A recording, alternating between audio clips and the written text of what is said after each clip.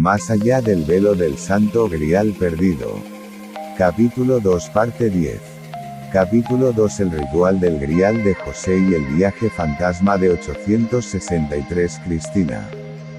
Preston Copyright 2023. Domus Dei en latín significa la casa de Dios.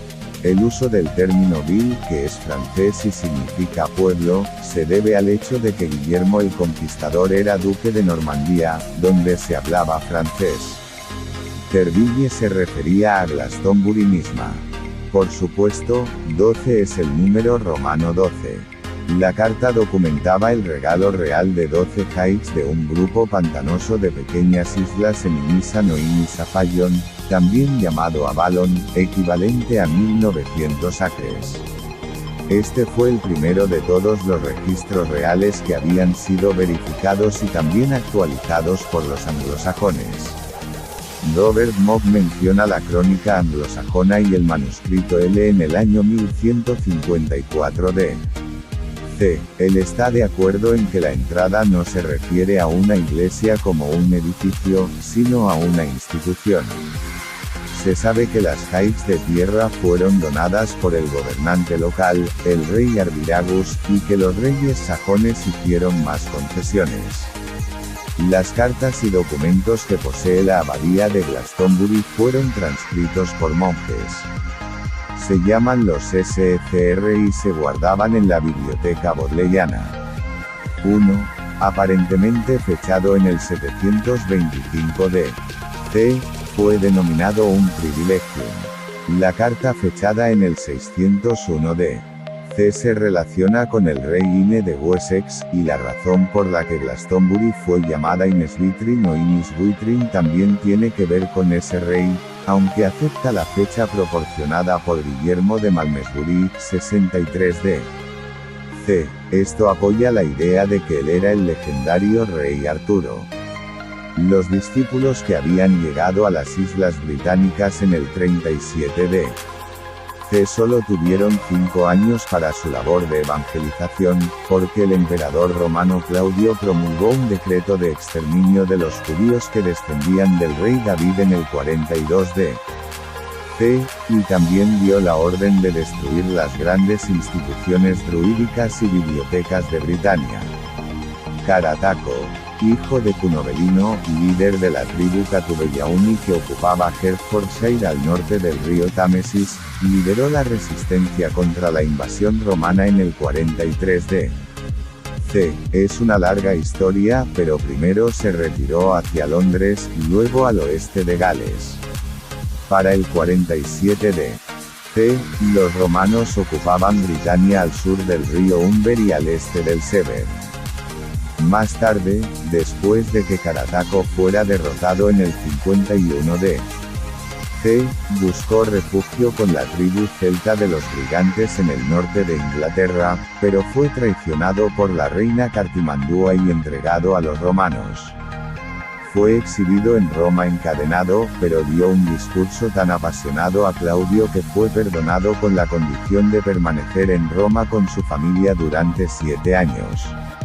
O digamos que Claudio aprovechó una oportunidad para el uso de una estrategia inteligente. Boudica expulsó a los romanos de Britania en el 61 d. C y liberó a Avalon. 2 años después, a los discípulos se les dio tierra, lo que les permitió establecerse. Fue Arviragus, un rey del siglo I de la dinastía siluriana, quien hizo ese regalo en el 63 d. C. También tuvieron pocos años de paz después del 61 d. C. Ya que los romanos invadieron Yorkshire en el 79 d. C. Y solo se fueron por su propia voluntad en el siglo V. En el siguiente extracto de Guillermo de Malmesbury hay una afirmación de que los britanos rechazaron la enseñanza de José de Arimatea. Sin embargo, según George C. H. Thomas, el nuevo pacto fue fácilmente aceptado por los Brants y los druidas porque ellos ya creían en Jesús, el nombre para el segundo aspecto de la Divina Trinidad en su iglesia madre druídica o antiguo pacto. Un rechazo sí ocurrió, pero sucedió más tarde, en el siglo VII, cuando los britanos rechazaron a Agustín de Roma y a su papa. Guillermo obtuvo esto de Freculfus. El rey bárbaro era el rey Arviragus. No se convirtió, pero tenía lazos familiares con los discípulos que ya habían predicado durante un período de 27 años, ya que no habían llegado en el 63 d.C., sino en el 37 d.C., y el 63 d.C. es la fecha en que él les concedió las 12 hides de tierra que se convirtieron en Glastonbury. El hecho de que los britanos se negaran a convertirse al dogma romano es confirmado por Francis Bacon y señalado por Raymond Cabb, así como por George J. T. O'Brien. No eran las enseñanzas de sus antepasados las que los britanos no abandonarían, sino las de Cristo a través de José de Arimatea, y fue al Papa a quien se opusieron. El 63 d.C. es una fecha para un viaje fantasma creado por un error rastreable a Freculfus, porque Guillermo se afirma que lo está citando. Según el reverendo Lewis, el arzobispo Asher dedicó todo su segundo capítulo a las tradiciones de la iglesia de Glastonbury en Antiquitates Ecclesiae Hibernicae, Antigüedades de las Iglesias Irlandesas, escrito en latín y publicado en Dublín en 1639. Sin embargo, Asher también cita la obra de Guillermo de Malmesbury, De Antiquitate Ecclesiae Glastoniensis, sobre la antigüedad de la iglesia de Glaston. Cuenta la historia de que San Felipe en Francia envió a 12 discípulos a Britania, de los cuales José de Arimatea fue nombrado líder, y como el rey Arviragus y 2 reyes sucesivos les dieron inaubitan, así como hubo una sustitución de la palabra Gálatas por GS en el pasaje de Isidoro, arzobispo de Sevilla, c. 600 d. ca. 636 d. c. que Freculfus cita. La iglesia fundada por José de Arimatea fue el comienzo de la fe que el rey Lucio reavivó alrededor del 156 d.C. al fundar una iglesia nacional porque se había vuelto inactiva. Esta iglesia nacional fue una continuación de la iglesia fundada en Glastonbury, y sus obispos rechazaron la idea de un papa y se resistieron a la conversión a la iglesia de Roma. El rey Lucio era el bisnieto o tataranieto de San Celinius y bisnieto o tataranieto de Carataco, apodado Gran Luminaria, de ahí su nombre latinizado de Lux o Lucio. Se sabe que Lucio envió algunos misioneros a Roma, como lo registró Gildas Badonicus, c. 516-570, en la Victoria Aurelia Ambrosi, que se ha perdido pero probablemente se encontrará algún día en el Vaticano.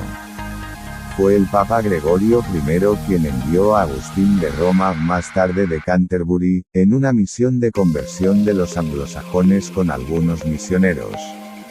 Los romanos se habían retirado a principios del siglo V, luego Britania había sido invadida por los anglosajones, quienes también aniquilaron algunas de las primeras comunidades cristianas.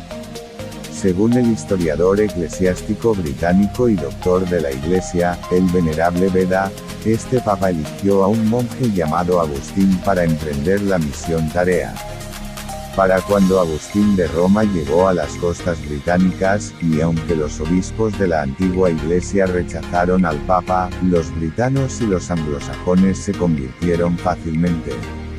No sospechaban que el dogma de la Iglesia romana había sido impuesto por Constantino a los obispos asistentes al concilio de Nicea en 325 d.C. como un instrumento de control.